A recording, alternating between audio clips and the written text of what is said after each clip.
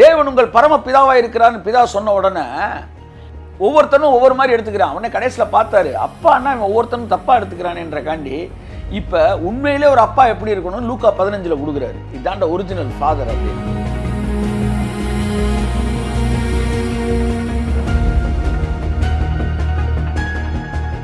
இந்த கெட்ட குமாரன் வீட்டில் இருக்க சொத்தை அழிச்சான். ஆதாம் ஒட்டுமொத்த உலக சொத்தை அழிச்சிட்டான்.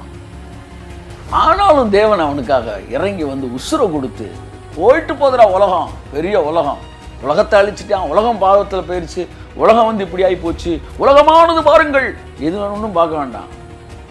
பிசாசுக்குள்ளே ஆதாம் என்பவன், நானே பேசல, நீ என்னடா படைச்சவனே அமைதியாக இருக்கிறேன். அவர் சொல்லிட்டே போயிட்டு போதுடா உலகம், 1000 உலகத்தை உனக்காக நான் சிருஷ்டிப்பேன்டா. எனக்கு விழுந்து போன உலகம் எனக்கு முக்கியம் இல்லை, எனக்கு நீ முக்கியம். ஒரு தகப்பனுடைய மனது என்ன பாவம் செஞ்சிருக்கான்னு கவுண்ட் பண்ற மனது இல்ல, பிள்ளைய அன்போட அணைக்கிற மனது மட்டும் இல்ல, அவனோட செலிப்ரேட் பண்ற தகப்பன். கையை தட்டு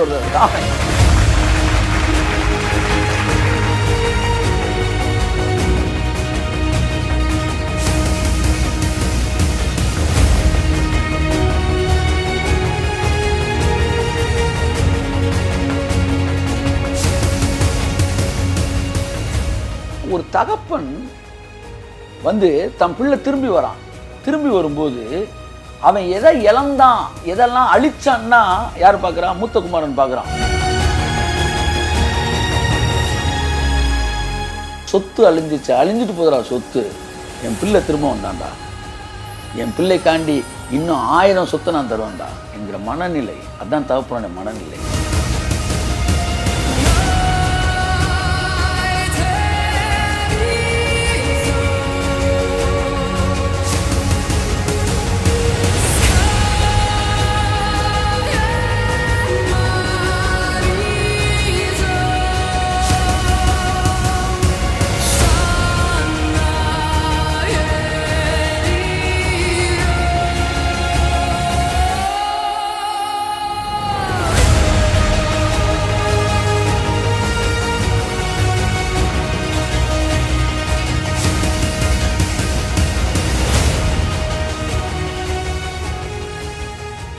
இயேசு கிறிஸ்து ஃபர்ஸ்ட் மிராக்கிளே வெட்டிங் டே செலிப்ரேஷன்லாம் பண்ணுறாரு. ஃபஸ்ட்டு ஷாட்டு ஏசுனாரு எங்கே எடுக்கிறாங்க? முதல் ஷாட்டே வந்து எங்கே? செலிப்ரேஷன். எவ்வளோ பெரிய தேவன், எவ்வளோ பெரிய கர்த்தர். அவர் வந்து தன்னுடைய முதல் அற்புதத்தை எங்கே கண்ணீருக்கும் கவலைக்கும் பண்ணாமல் கழிப்பு வீட்டிலே செய்தார். கையை தட்டு.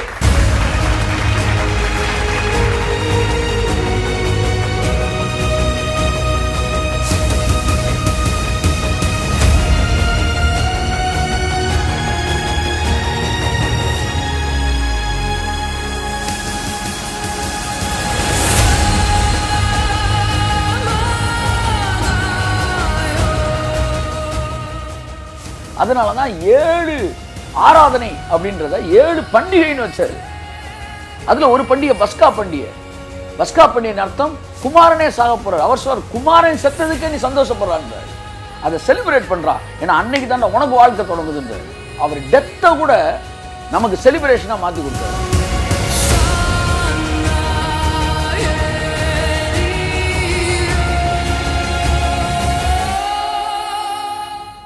பிரைஸ் காட், ஹல்லேலூயா. இயேசு கிறிஸ்து நாமத்தினாலே உங்களை நான் அன்புடன் அழைக்கிறேன். கர்த்தர் தாமே உங்களை மெய்யாகவே ஆசீர்வதிப்பாராக. இந்த நாளிலும் கூட உங்கள் மத்தியிலே தேவனுடைய வார்த்தையை நான் பகிர்ந்து கொள்வதிலே மிகுந்த சந்தோஷம் அடைகிறேன். நாம் ஒவ்வொரு முறையும் தேவனுடைய வார்த்தையிலும் தேவனுடைய பிரசன்னத்திலும் நேரம் செலவழிக்க நம்முடைய மனது மறுரூபமாகி கொண்டே இருக்கிறது என்பது மாற்றப்பட முடியாத உண்மை. நாம் தேவனுடைய சாயலை நாம் பெற்றுக்கொண்டே வருகிறோம். ஆமேன். என் அன்புக்குரியவர்களே, ஆகவே தேவனுடைய சாயல் மகிமையின் மேல் மகிமை அடைந்து நாம் மறுரூபம் அடைகிறோம். ஒவ்வொரு முறை நாம் தேவனுடைய சமூகத்தில் அமரும் போதும் நமக்குள்ளே மாற்றங்கள் நடக்கிறது. அது ஒரே நாளில் நடக்கிற மாற்றம் அப்படின்னா, தினந்தோறும் இந்த பூமியிலே நாம் தொடர்ந்து தேவனுடைய வார்த்தையை கேட்க வேண்டிய அவசியம் இல்லை. அது ஒரு நாளில் நடக்கிற மாற்றம் என்றால் ஒவ்வொரு நாளும் நாம் வார்த்தையை கேட்க வேண்டிய அவசியம் இல்லை. அது ஒரு நாளில் நடக்கும் மாற்றம் அல்ல, அது ஒவ்வொரு நாளும் நடக்கிற மாற்றம். நேற்றைய நாளை விட இந்த நாளிலே உங்கள் மகிமை கூடியிருக்கிறது, உங்களுடைய சாயல் மாறி இருக்கிறது. ஆகவே தேவனுடைய வார்த்தை இந்த உலகத்திலே மிகவும் கனப்படுத்தக்கூடிய ஒரு விஷயம். அதை கண்ணாடியிலே நாம் தேவனுடைய மகிமையை பார்க்கும்போது நாம் அந்த சாயலாகத்தானே மறுரூபம் அடைகிறோம். ஆகவே நண்புக்குரியவர்களே, கர்த்தருடைய பிரசன்னத்தில் அமர்ந்திருக்கிறோம், தேவனுடைய பாதத்தில் அமர்ந்திருக்கிறோம். எவ்வளோ பெரிய ஆசீர்வாதங்கள் பாருங்கள் உங்கள் வாழ்க்கையில் தேவன் கொடுத்துருக்காரு. இன்றைக்கி அந்த ஃபாதரோட ஹார்ட்டை பற்றி உங்கள்கிட்ட பேச விரும்புகிறேன். த செலிப்ரேட்டிங் ஃபாதர், அதாவது கொண்டாடுகிற தகப்பன் ஒருத்தர் இருக்கார். நம்ம வாழ்க்கையவே கொண்டாடுற தகப்பனாம். அந்த தகப்பனை பற்றி இன்றைக்கி நான் உங்கள் மத்தியில் பேச விரும்புகிறேன்.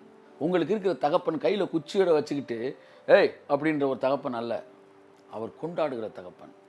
நீங்கள் அவரை சரியாக புரிஞ்சுக்கிட்டீங்கன்னா உங்கள் வாழ்க்கையே கொண்டாட்டமாக மாறும். Every day will be the day of celebration. ஏன்னா காட்ஸ் கேரக்டரே செலிப்ரேஷன். தகப்பனுடைய மனதை புரியத்தக்கதாய் பரிசுத்த ஆவியானவர் உங்கள் கண்களை திறப்பாராக. ஒரே ஒரு வசனத்தை நாம் எடுத்து வாசிப்போம். பவுல் சொல்லுகிறார், உங்களில் 1 கொரிந்தியர் 4:15 வாசிப்போம். கிறிஸ்துவுக்குள் 10,000 உபாத்தியாயர்கள் உங்களுக்கு இருந்தாலும் ஆமென், தகப்பன்மார் அநேகர் உங்களுக்குள் இல்லையே. இல்லையே. கிறிஸ்து இயேசுவுக்குள் சுவிசேஷத்தினால் நான் உங்களை பெற்றேன். ஆமென். கிறிஸ்துவுக்குள் 10,000 டீச்சர்ஸ் உங்களுக்கு இருந்தாலும் அப்பா நிறைய பேர் உங்கள்கிட்ட இல்லைன்றார். ஒரு அல்லேலூயா சொல்லுங்க. The difference between the teacher and father. அல்லேலூயா சொல்லுங்க. டீச்சர் வேற, ஃபாதர் வேற. ஆனால் நம்ம ஊரில் டீச்சரும் ஃபாதரும் ஒரே மாதிரி தான். ஒரு பெரிய குடும்பம் சார் அது. நம்ம ஊரில் அப்பா பாதி டீச்சராக தான் இருக்கிறார். ஆனால் உண்மையிலே டீச்சர் வேற, ஃபாதர் வேற. ஒரு டீச்சர்ன்றவன் டீச்சிங் மட்டும்தான், அந்த டீச்சிங் பண்ணுற மனநிலை மட்டும்தான் அவன்கிட்ட இருக்கும். ஆனால் ஃபாதர்ன்றவர் கொண்டாடுகிறவர், பிள்ளையோடு செலிப்ரேட் பண்ணுறவர், பிள்ளையோட ஷேர் பண்ணுறவர், பிள்ளைய தோளில் தூக்கி வச்சு என்ன செய்யறது, டான்ஸ் பண்ணுறவன், அவன் தான் அப்பா. அப்போ பவுல் இந்த சொன்ன அந்த வார்த்தையில் 100 அர்த்தங்கள் இருக்கிறது. அதில் ஒரு அர்த்தத்தை நான் சொல்கிறேன். டீச்சர் மாதிரி போட்டு குச்செடுத்து அடிக்கிற உபாத்தியார்கள் உங்களில் 10,000 பேர் இருக்கீங்கடா. ஆனால் பிள்ளைகளோட கொண்டாடுற ஒரு ஃபாதர் உங்கள்கிட்ட இல்லடான்றார். ஒரு நல்ல ஊழியக்காரன் நல்ல ஃபாதராக இருக்கணும். ஃபாதர்னா the one who celebrate is son. கொண்டாடுவோம். ஒரு தகப்பன் என்னங்க செய்யணும், செலிப்ரேட் பண்ணுவாங்க பிள்ளைய. அப்போ தகப்பனுடைய மனது என்பது அந்த செலிப்ரேஷன். தி செலிப்ரேட்டிங் ஃபாதர். உங்கள் தகப்பன் கொண்டாடுகிற தகப்பன். அதாவது உலகத்தில் எந்த மதமும் கொண்டாட்டத்தை ஒர்ஷிப்புன்னு வைக்கல. ஆனால் நம்முடைய பரமபிதா தான் தன்னுடைய ஒர்ஷிப்பையே, தன்னுடைய வழிபாட்டையே, அவர்களுடைய ஆவிக்குரிய நடவடிக்கைகளையே கொண்டாட்டமாக மாற்றினார். கொண்டாட்டம் தான் இங்கே ஒர்ஷிப்புனார். பழைய ஏற்பாட்டில் அவர்கள் தேவனை பிதாவை வழிபடுவதற்கு, தேவனை ஆராதிப்பதற்கு அவர் சொன்ன விஷயம் என்னென்னா 7 பண்டிகைகளை கொண்டாடுங்கள்னாரு. சார் பண்டிகை கொண்டாடுறது ரைட்டு, கொண்டாடிடுவோம். அப்போ சாமி கும்பிட்றது, கொண்டாடுறதாண்டா சாமி கும்பிட்றது. கொண்டாடுறதான் சாமி கும்பிட்றது. அதைத்தான் பார்வோன்ட்ட சொல்கிறான். முடிஞ்ச அந்த வசனம் கூட எனக்கு பார்வோன்ட்ட எகிப்தில் இவன் சொல்கிறான், யார், மோசே சொல்கிறான், எங்கள் தேவனுக்கு நாங்கள் பண்டிகை கொண்டாடும்படி எங்களை அனுப்பிவிடு அப்படின்றான். நாங்கள் போய் குய்யம்மையான்னு அழுகிறதுக்கு நாங்கள் போலப்பா, நாங்கள் செலிப்ரேட் பண்ண போகிறோம் எங்கள் அப்பாவை. ஏன் அப்பாவுக்கு செலிப்ரேஷன் பிடிக்கும்? அந்த மனசில் எழுதிக்காங்க இயேசு நாமத்தில். உங்கள் அப்பா பரலோக பிதாவுக்கு பிடிச்சதுன்னா செலிப்ரேஷன். யாரெல்லாம் செலிப்ரேட் பண்ணுறானோ அவன்கிட்டலாம் பக்கத்தில் நின்றுவார். ஆமென். என் அன்புக்குரியவர்களே, ஒன்று, அவர் God is the celebrating father. உங்கள் அப்பா யாருன்னு உங்களுக்கு ரொம்ப முக்கியமாக தெரிஞ்சாகணும், ரொம்ப தெரிஞ்சாகணும். அப்படி தெரியலன்னா நீங்கள் மூத்த குமாரன் மாதிரி தான் இருப்பீங்க. மூத்த குமாரன் செலிப்ரேட்டே பண்ணலை, இளைய குமாரன் செலிப்ரேட் பண்ணான். அவன் போயிட்டு திரும்ப வந்த உடனே அவங்க அப்பா சொல்கிறாரு, இதோ என் குமாரன் மரித்தான், மறுபடியும் பிழைத்தான், நாம் சந்தோஷமாக இருக்க வேண்டும். சந்தோஷம்ன்ற வார்த்தை 4 முறை அந்த அதிகாரத்தில் வருகிறது. இந்த உலகத்தில் இருக்க அப்பாவெல்லாம் நீங்கள் பார்த்துட்டு கர்த்தர் உங்கள் அப்பாவாக இருக்காருன்னு அவன் பயப்படுறான். ஐயோ அப்பா மாதிரியா இருக்கார் அப்படின்றான். ஏன்டா, எங்கள் அப்பா வேற மாதிரில இருக்கார் சார் அப்படின்றான். அமெரிக்காவுக்கு போனால் அங்கே அப்பா வேற மாதிரி இருக்கார், ஆப்பிரிக்காவுக்கு போனால் அவங்க அப்பா வேற மாதிரி இருக்கார், இந்தியாவுக்கு எங்கள் அப்பா இந்த அப்பா வேற மாதிரி இருக்கார். அப்போ இந்த அப்பா வச்சு நீங்கள் அந்த அப்பா பார்க்கக்கூடாது. தேவன் உங்கள் பரம பிதாவாக இருக்கிறான்னு பிதா சொன்ன உடனே ஒவ்வொருத்தனும் ஒவ்வொரு மாதிரி எடுத்துக்கிறான். உடனே கடைசியில் பார்த்தாரு, அப்பான்னா இவன் ஒவ்வொருத்தனும் தப்பாக எடுத்துக்கிறானேன்ற காண்டி இப்போ உண்மையிலே ஒரு அப்பா எப்படி இருக்கணும் லூக்கா 15 கொடுக்குறாரு. இதாண்ட ஒரிஜினல் ஃபாதர் அப்படின்னு. என் அன்புக்குரியவர்களே, அந்த ஃபாதருடைய மனநிலை செலிப்ரேட்டிங். ஆனால் இந்த மூத்த குமாரன் பாருங்க, அவன் சொல்கிறான், அப்பா இவ்வளோ செலிப்ரேட் பண்ணுறீங்க, நான் என் ஃப்ரெண்ட்ஸு கூட செலிப்ரேட் பண்ணுறதுக்கு நீங்கள், அவனும் செலிப்ரேஷன் தான் பேசுகிறான், என் ஃப்ரெண்ட்ஸு கூட நான் செலிப்ரேட் பண்ணுறதுக்கு நீங்கள் எனக்கு ஒரு ஆட்டுக்குட்டி கூட தரல, ஆனால் உங்கள் பையன் வந்தோடனே கண்ணுக்குட்டி எடுத்து நீங்கள் செலிப்ரேட் பண்ணுறீங்க அப்படின்றான். அப்போ அவர் சொல்கிறாரு, இது எல்லாமே உன்னுடைய தானடா, நீ தானே செலிப்ரேட் பண்ணியிருக்கணும், நீ செலிப்ரேட் பண்ணி தான் நான் வந்திருப்பேனே. அப்சலோம் செலிப்ரேட் பண்ணப்போ தாவீது வந்தானே. என் அன்புக்குரியவர்களே, செலிப்ரேஷன் நீ பண்ணியிருக்கணும். இப்போ அவனுக்கு இந்த பொருள் எதுவுமே சொந்தம் இல்லை என்பதனாலே நான் அவனுக்கு செலிப்ரேட் பண்ணுறேன்னார். அப்போ ஒரு தகப்பன் வந்து தன் பிள்ளை திரும்பி வரான். திரும்பி வரும்போது அவன் எதை இழந்தான், எதெல்லாம் அழிச்சான்னா யார் பார்க்குறான்? மூத்த குமாரன் பார்க்குறான். யாரெல்லாம் ஒருத்தன் வரும்போது அவன் என்னெல்லாம் தப்பு பண்ணான், அவன் என்ன தப்பு பண்ணான்னு கூட அவனுக்கு தெரிஞ்சிருக்கு பாருங்க. வேசிகளிடத்திலே ஆஸ்தியை அழித்து போட்ட அப்படின்னா அவன் வேசிகளிடத்துல வந்து வெளியூரில் செஞ்ச பஞ்சாயத்தில் இவனுக்கு எப்படி தெரியுது? அப்போ மற்றவர்களுடைய தவறுகள் எல்லாம் உங்கள் காதுக்கு வருது, உங்களுக்கு நீங்கள் நல்லா தெரிஞ்சவராக இருக்கீங்கன்னா நீங்கள் மூத்த குமாரன். ஆனால் உங்கள் அப்பாவுக்கு அதெல்லாம் தெரியல. அவன் சொல்கிறான், அப்படியே கேட்டுட்டு இங்கே மாடா உழைக்கிறேன், ஓடா தேயிறேன் அப்படின்னு. ஆனால் இவன் வந்து போனவன் பாவம் செஞ்சான், எல்லாத்தையும் அழிச்சிட்டான், திரும்ப வரான். என்ன சொன்னேன், என்ன ஆண்டவரே, எப்படி உங்களால் அவனை வந்து நீங்கள் ஹக் பண்ண முடிஞ்சு அப்புறம் செலிப்ரேட் பண்ணியிருக்கிறீங்க? பிதாவோட லவ்வோட எந்த அப்பாவோடைய லவ்வை நீ கம்பேர் பண்ண முடியாது, கம்பேர் பண்ண முடியாது. என்னதான் உங்கள் அப்பா ஓடி வந்து அன்பு மகனேன்னு கட்டி பிடிச்சாலும் வந்து பிதாவோட லவ் வேற. அப்போ எப்படி அவரால் அப்படி செலிப்ரேட் பண்ண முடிஞ்சு? கர்த்தர் சொன்னார், ஒரு மனுஷனோட பையன் ஒரு 10th படிக்கிறான், அவன் ஃபெயில் ஆகிட்டான். ஃபெயில் ஆன உடனே ஐயோ அப்பா வந்து நம்மளை பெரிய லெவலில் கனவு கொண்டு இருந்தாரே அப்படின்னு சொல்லிட்டு டக்குன்னு மருந்து எடுத்து குடிச்சிட்டான், சூசைட் அட்டன் பண்ணிட்டான். டாக்டர் கொண்டு போய் இவன் இப்படி அட்டன் பண்ணிட்டான்ட்டு கொண்டு போய் வந்து ஐசியூவில் சேர்த்து இவன் பிழைக்கிற கஷ்டம் சார்ட்டார். ஒன்றும் இல்லை சார், சான்ஸே இல்லை பிழைக்கிறதுக்கு அப்படின்ட்டாரு. அந்த தகப்பனோட மனசு எப்படி இருக்கும்? திடீர்னு 1 hour கழித்து வந்து உங்கள் பையன் பிழைச்சிட்டான் சார்ன்றாரு. உடனே அவன் எந்திரிச்சு வரான். வந்த உடனே ஏண்டா ஃபெயில் ஆனேன்னா கேட்பீங்க? நீ ஃபெயில் ஆனதெல்லாம் எனக்கு ஒரு விஷயமே இல்லைடா, என் பிள்ளை எனக்கு திரும்ப கிடச்சிருச்சுன்னா தானே சொல்லுவோம். அதுதான் அந்த தகப்பன்கிட்ட இருந்துச்சு. சொத்து அழிஞ்சிச்சு, அழிஞ்சிட்டு போதுடா சொத்து, என் பிள்ளை திரும்ப வந்தான்டா, என் பிள்ளைக்காண்டி இன்னும் 1000 சொத்து நான் தருவேன்டா என்கிற மனநிலை. அதுதான் தகப்பனுடைய மனநிலை. ஆதாம் அழிச்சான் சொத்தை, இந்த கெட்ட குமாரன் வீட்டில் இருக்க சொத்தை அழிச்சான். ஆதாம் ஒட்டுமொத்த உலக சொத்தை அழிச்சிட்டான். ஆனாலும் தேவன் அவனுக்காக இறங்கி வந்து உசுரை கொடுத்து, போயிட்டு போதுடா உலகம், பெரிய உலகம், உலகத்தை அழிச்சிட்டான், உலகம் பாவத்தில் போயிடுச்சு, உலகம் வந்து இப்படி ஆகி போச்சு, உலகமானது பாருங்கள், எது ஒன்றும் பார்க்க வேண்டாம்.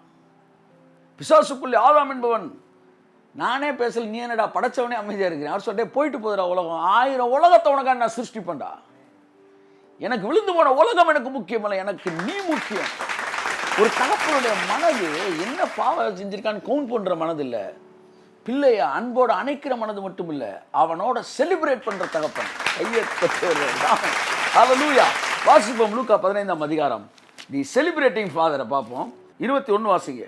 குமாரன் தகப்பனை நோக்கி, தகப்பனே, பரத்துக்கு விரோதமாகவும் உமக்கு முன்பாகவும் பாவம் செய்தேன், இனிமேல் உம்முடைய குமாரன் என்று சொல்லப்படுவதற்கு நான் பாத்திரன் அல்ல என்று சொன்னான். அப்பொழுது தகப்பன் தன் ஊழியக்காரரை நோக்கி, நீங்கள் உயர்ந்த வஸ்திரத்தை கொண்டு வந்து இவனுக்கு உடுத்தி இவன் கைக்கு மோதிரத்தையும் கால்களுக்கு பாதரட்சைகளையும் போடுங்கள். ஆமென், ஆமென். இங்க பாருங்க, அவன் பாத்திரமே இல்லைன்றான். ஆனா தேவன் செலிப்ரேட் பண்ணும்போது வந்து பாத்திரமானலாம் பார்க்கறது இல்லை. ஏன்னா இந்த இளைய குமாரன் உழைப்பின் அடிப்படையிலே அப்பாட்ட வரல, உறவின் அடிப்படையில் வரான். ஆனா மூத்த குமாரன் உழைப்பின் அடிப்படையில் வரான். இந்த பூமியில கூட இன்னைக்கும் பிதாவுக்கு 2 வகையான குமாரர்கள் இருக்கிறார்கள். ஒன்று உழைப்பின் அடிப்படையில் இருக்கிறவன், அவன் லைஃப்ல செலிப்ரேஷன் ஒண்ணே இருக்காது. பரலோகம்னா என்ன தெரியுமா? It's the place of celebration. அப்போ பரலோகத்திலும் சித்தம் செய்யப்படுவது போல பூமியிலும் சித்தம் செய்யப்படுவதாக என்றால் இங்கேயும் அந்த செலிப்ரேஷன் வரப்போகுது, பரவப்போகுதுன்னு நான் இயேசு நாமத்தில். செலிப்ரேஷன் ஒரு ஃபீலிங்ஸ் கிடையாது, அது ஒரு பவர் ஆஃப் காட். செலிப்ரேஷன் பண்ற இடத்துல என்னென்ன மிரக்கிள்ஸ் என்னெல்லாம் நடக்க போகுது, பல விஷயங்கள் இருக்கு சார். செலிப்ரேட்டிங் ஃபாதர்ஸ் ஹார்ட் இங்கே பாருங்க, அவன் வந்து நான் வந்து தகுதியே இல்லைப்பா அப்படின்றான், நான் உங்களுக்கு பிள்ளையே இல்லைப்பா அப்படின்றான். உங்களை நேசிக்கணுன்றதை உலகத்தோற்றத்துக்கு தான் முடிவெடுத்து உங்களை நேசிக்கிறவர் உங்களை வந்து கைவிடவே மாட்டார், கைவிடவே மாட்டார். உங்கள் காடு செலிப்ரேட் பண்ணுற காடு. அவர் சொல்கிறார் பாருங்க, அவனை பார்த்து வாசிங்க அந்த வசனம். அப்பொழுது தகப்பன் தன் ஊழியக்காரரை நோக்கி, பாருங்க, இவன் இது குமாரன் தகப்பனை நோக்கி, எல்லாம் சொல்லுங்க. அப்போ தகப்பன் குமாரனை நோக்கி தானே பேசியிருக்கணும், தகப்பன் ஊழியக்காரனை நோக்கின்னு இருக்கு. அப்போ இவன் இவர்கிட்ட சொல்லிக்கிட்டு இருக்கிறான், அப்பா அப்பா அப்பா நான் தெரியாமல் பண்ணிட்டேன்ப்பா, அதனால் வந்து இனிமேல் உங்களுக்கு எனக்கு நான் பிள்ளையே கிடையாது, நான் வேலைக்காரனாக இருக்கேன்ப்பான்னு சொல்லிகிட்டே இருக்கும்போது அவர் எங்கடா இருக்கீங்க டேன்றார். அப்பா நான் ஒன்று சொல்லிகிட்டு இருக்கேன் கேளுங்க, நீ என்னத்தரா சொல்கிற கேட்குறது, எல்லாம் வாங்கடா உடனே சொல்லி என் பையனுக்கு உடனே எல்லாத்தையும் மாத்துறா, குளிப்பாட்டுறா, ட்ரெஸ்அப் போடுறா. அப்போ நீங்கள் மனம் திருந்தி அறிக்கை பண்ணுறீங்களே, நீங்கள் அறிக்கை பண்ண பிறகு அவர் தெரியாது, நீங்கள் மனம் திருந்தும் போதே அவர் தெரியும். அவர் இருதயத்தை பார்க்குறாரு, இருதயத்தையே பார்த்துடுறாரு. இப்போ பாருங்க, இந்த இடத்துல அவன் பேசுறத அவர் கேட்கவே இல்லை. அப்பொழுது தகப்பன் ஊழியக்காரனைக்கு வாசிங்க. நீங்கள் உயர்ந்த வஸ்திரத்தை கொண்டு வந்து இவனுக்கு உடுத்தி இவன் கைக்கு மோதிரத்தையும் கால்களுக்கு பாதரட்சைகளையும் போடுங்கள், கொளுத்த கன்றை கொண்டு வந்து அடியுங்கள், நாம் புசித்து சந்தோஷமாயிருப்போம். சந்தோஷமாயிருப்போம். கரங்களை தட்டி கர்த்தருக்கு நன்றி சொல்லுவோம். நம்முடைய தகப்பன் சந்தோஷமாயிருக்க விரும்புகிற தகப்பன். செலிப்ரேட் பண்ணுங்கடா, செலிப்ரேட் அப்படின்றார். கதை தொடங்கும் போது மூத்த குமாரன் உள்ள இருக்கான், இளைய குமாரன் வெளியே இருக்கிறான். கதை முடியும் போது இளைய குமாரன் உள்ள இருக்கிறான், மூத்த குமாரன் வெளியே இருக்கிறான். மூத்த குமாரனுக்கு டாலரேட் பண்ற மைண்ட் செட் இல்லை, வெளியே போயிட்டான். ஆனா அப்பா சொல்றாரு செலிப்ரேட் அப்படின்றாரு. கர்த்தர் சொல்ற, உனக்கு வந்து வந்து யாரை பிடிச்சிருக்க, மூத்த குமாரன் நல்லா இருக்கா ஆண்டவரே அப்படின்னா. ஆனா கர்த்தர் சொல்ல, யார் நல்லவன், மூத்த குமாரன் தான் நல்லவன் ஆண்டவர். ஆமா, ஆனா படத்துல ஹீரோ வந்து இளைய குமாரன் தான். இப்போ இளையகுமாரன் கதையை நீங்கள் எடுத்தீங்கன்னா, படத்தில் வந்து கேமரா வந்து இளையகுமாரன் வெளியே போனதுக்கப்புறம் கேமரா வெளியே போயிடுச்சு சார். வெளியே போய் இளையகுமாரன் அங்கே உட்காந்து என்ன சாப்பிட்றான், தவிடு சாப்பிட்றான், இவர் சாப்பிட்றான், இளையகுமாரன் பக்கத்துலேயே கேமரா போயிட்டுருக்கு. இங்கே மூத்த குமாரனை பற்றி படத்தில் மொதல் சீனுக்கு வந்தார், திரும்ப கடைசி சீனுக்கு தான் வர்றார், ஸ்தோத்திரம் அப்படின்னு சொல்லி அவரை கௌரவ நடிகர்னு போட்டுறாங்க. ரொம்ப டாலரன்ஸ் இல்லாமல் இருந்தீங்கன்னா நீங்களாம் கௌரவ நடிகர் ஆயிடுவீங்க. ஆனால் உறவின் அடிப்படையில் தகப்பனிடத்தில் வருகிறவர்கள் உறவு, செலிப்ரேட்டிங் ஃபாதர், அதாவது சந்தோஷப்பட வேண்டும். அவங்க அப்பா சொல்றாரு. அப்ப நம்முடைய அப்பா யாருன்னா சந்தோஷப்படணும்னு விரும்புகிற அப்பா. பிதா வந்து செலிப்ரேட் பண்றவர். வாசிப்ப அந்த வசனத்தை. கொளுத்த கன்றை கொண்டு வந்து அடியுங்கள், நாம் புசித்து சந்தோஷமாயிருப்போம். சந்தோஷமாயிருப்போம். அடுத்து 24. என் குமாரனாகிய இவன் மரித்தான், திரும்பவும் உயிர்த்தான், காணாமற் போனான், திரும்பவும் காணப்பட்டான் என்றான். ஆமென், ஆமென், ஆமென். திரும்பவும் காணப்பட்டான் என்றான். அடுத்து அப்படியே அவர்கள் சந்தோஷப்பட தொடங்கினார்கள். சந்தோஷப்பட துவங்கினார்கள். ஆமென். காட்ஸ் பிரசன்ஸ்ன்றது செலிப்ரேட்டிங்.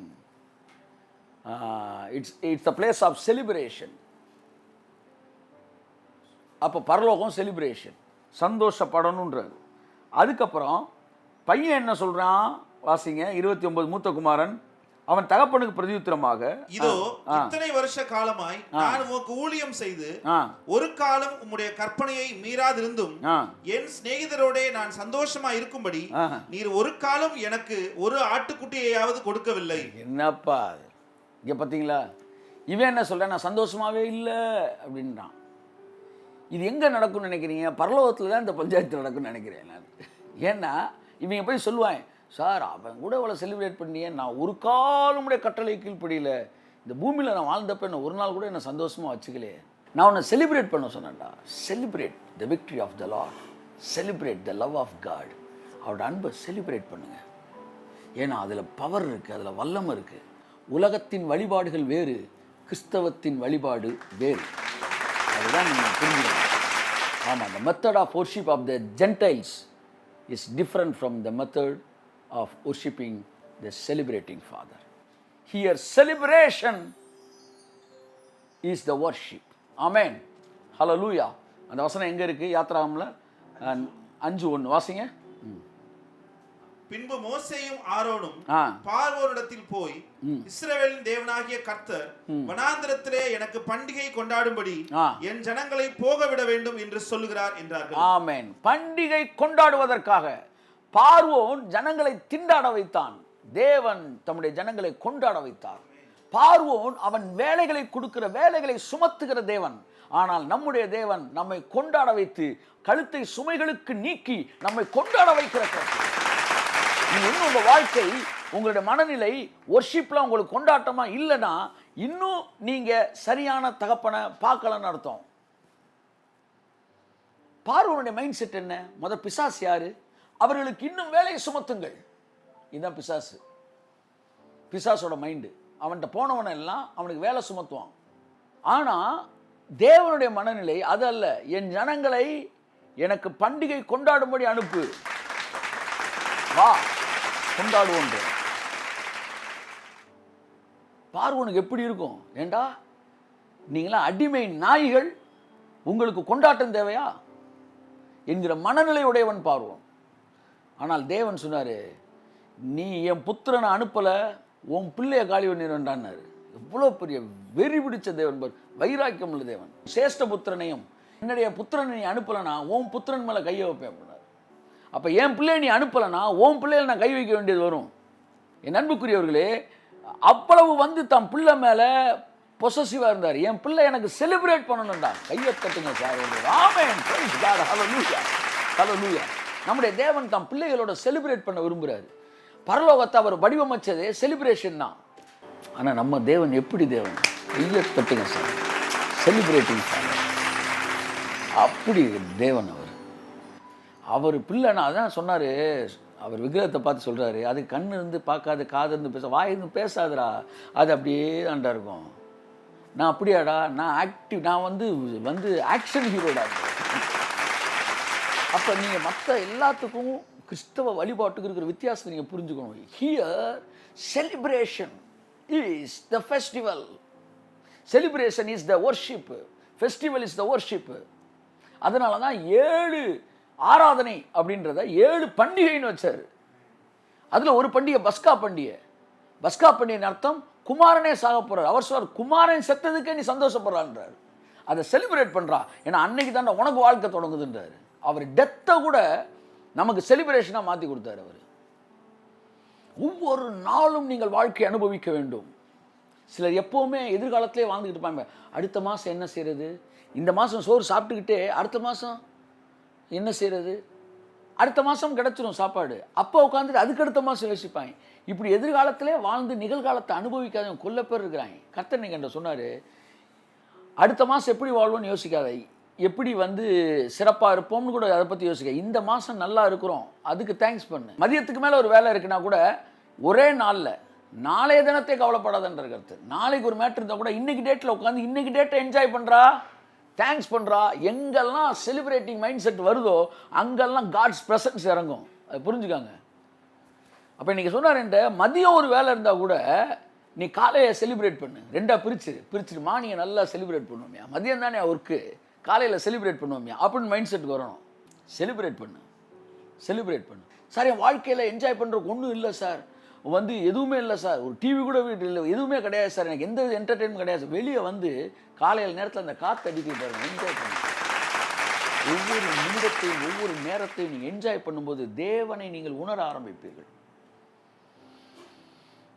என் ஜனங்களை பண்டிகை கொண்டாட அனுப்பி, பார்வோன் சொல்கிறான் வேலையை கொடு அப்படின்றான், தேவன் சொல்கிறாரு செலிப்ரேட் பண்ணுறான்றார். கொலோசியர் 2ஆம் அதிகாரத்தில் நீங்கள் சொல்கிற இந்த வழிபாட்டு முறையெல்லாம் கிறிஸ்தவ வழிபாட்டு முறையே கிடையாது அப்படின்றத அழகாக அவர் சொல்கிறார். வாசிங்க, 20 வாசிங்க. நீங்கள் கிறிஸ்துவுடனே கூட உலகத்தின் வழிபாடுகளுக்கு மரித்ததுண்டான உலக வழிபாடுகள். என் அன்புக்குரியவர்களே, உலக வழிபாடுகள் அப்படின்னா 2 வழிபாடு இருக்கு. ஒன்று கிறிஸ்தவ வழிபாடு, கையை தட்டுங்க, இன்னொன்று உலக வழிபாடு. என்னடா அப்படின்னா நான் ஃபஸ்ட்டு கேரர் சார் டாட்டா உப்பில் போடுறேன், அவர் பெரிய ஆள், அதனால் அவர் கல் உப்பில் போடுறாரு. அடப்பாவிகளா, உப்பை கொடுத்தா நாங்கள் நெல்லிக்காய் தொட்டு சாப்பிட்டுக்குவோம், இல்லை குழம்புக்கு போல யூஸ் ஆகும், முட்டியில் போட்டு எதுக்குடா வேஸ்ட் பண்ணிக்கிட்டு இருக்கிறீங்க. அதனால தான் சாலமன் சொன்னால், உன் இருதயத்தை விட்டு சோகத்தையும் உன் சரீரத்தை விட்டு பாவத்தையும் தூக்கி எறினா. சோகம் பாவம் ரெண்டையும் பேசுகிறான். ஏன்னா இது ரெண்டுமே ரொம்ப மோசமானது. அது அண்ணன் தம்பி, அதாவது சின்ன தம்பி பெரிய தம்பி. சின்ன தம்பி சோகம்னா, பெரிய தம்பி பாவம்.